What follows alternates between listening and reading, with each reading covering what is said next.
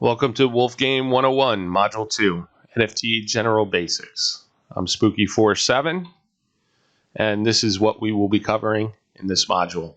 We're going to talk a little bit about what an NFT is, where people buy them, prerequisites for you getting involved, as well as just a little bit of where NFTs get started in the first place, how you can buy them after they've been around for a while, and then also how to avoid scams. And there are many of those.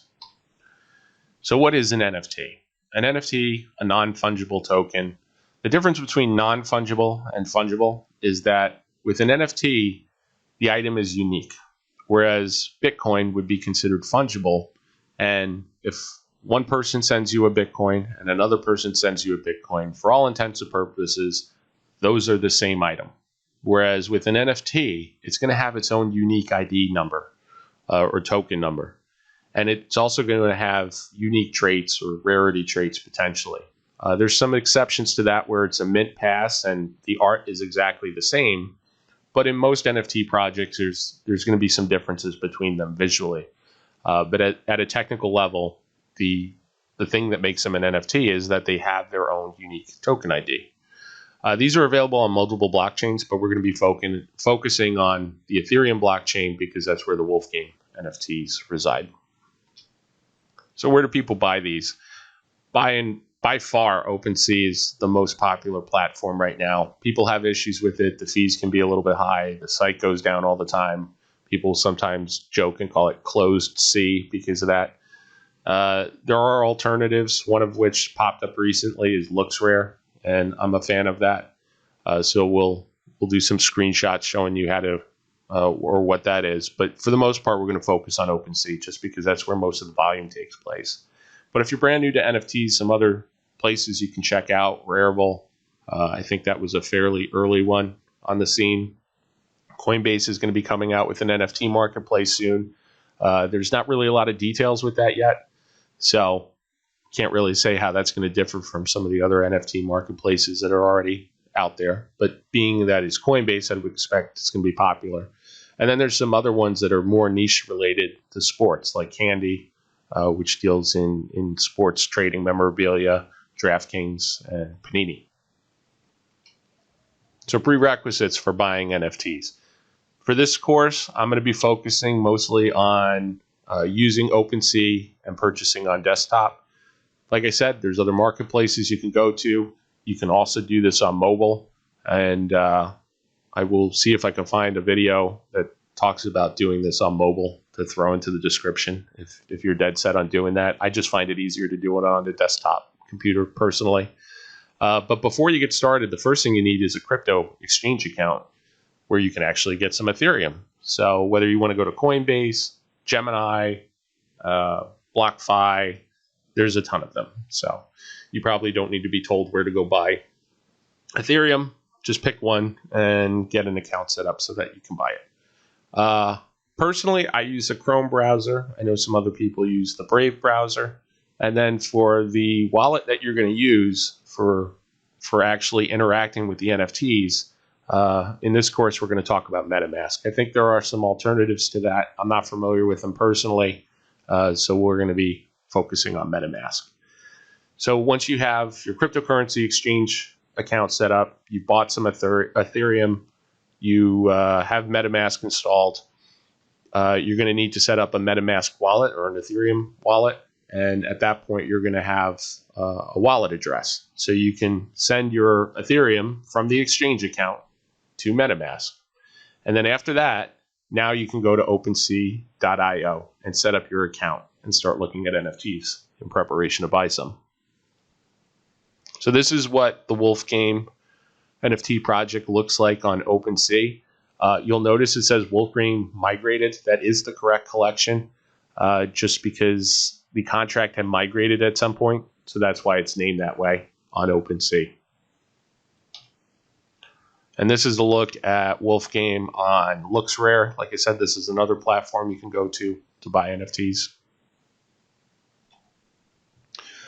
When it comes to finding these collections to make sure you're buying the appropriate one, you really want to go to the official developer's site in order to make sure you're getting the right link. People will put scam collections up. They will look like they're the correct NFT collection, but they're not. They're trying to steal your money. So what I would suggest to you, if you're a beginner, go look for Wolf Game on Twitter. Make sure it's the right Wolf Game account, because I'm sure they will have imposters on Twitter as well. And then in their description, they have some official links. And from there, you can get to the OpenSea account to make sure you're on the right collection. So how do NFTs start? NFTs are born on the Ethereum contract, or at least in the ones we're going to be talking about. And people can connect to this contract to mint an NFT.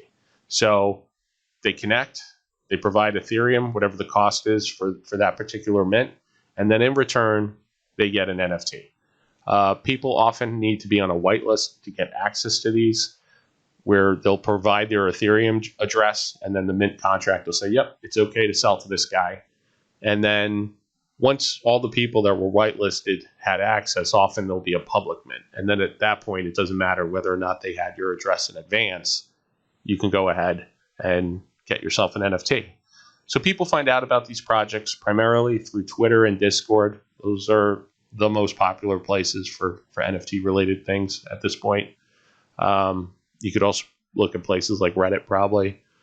NFTs first come to market by minting, and then they go to the secondary market. And on the next slide, we'll talk a little bit about what the secondary market is. But the advantage to minting a project and being there early is that you can get a rare item. So you see that golden wolf there, like that. Not all the wolves look that way. And the last price for it sold at 69 Ethereum. So obviously that is a pretty expensive item, and it's based on the fact that it's rare.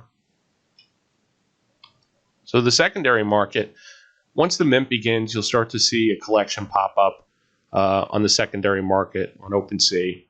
And if the project has minted all its items, this is going to be your only choice. There's a finite number, and once they're gone, the only place you can get them is by going to OpenSea or LooksRare or one of these marketplaces. You'll see something called the floor price, and this refers to the lowest priced item in the collection. So you could see that one says 1.15, and that's priced out in Ethereum. And like I said on the previous slide, that golden wolf had sold at one point for 69 Ethereum. So not every item in the collection is going to be the same price, and the floor price could be vastly lower for a common item versus some of the more rare items that could be a much, much larger price. So here's the Wolf Game NFT project again on OpenSea. I just want to point out that there's links to the different types of assets within the project on there. So if you want to go take a look at wool pouches and land and farmers, you can find the links right there. We'll get into what all those are later in the course. And here is scrolling down the page a little bit there, the floor price for the animals. So that first sheet there is 1.15 Ethereum. And then as you move on, the prices get more expensive. The one in the furthest right bottom there, that one is 1.255 Ethereum. So if you want to find an entry into a project, really the cheapest way to do it is just find something at the floor price and start from there. So how to buy an NFT on OpenSea. Ensure you have enough Ethereum in your MetaMask, and this has to also account for Ethereum gas. If you're not familiar with that already, Ethereum gas is basically the network fee for using the blockchain, and it can vary depending on the time of day. Sunday mornings, middle of the night, gas fees might be cheap.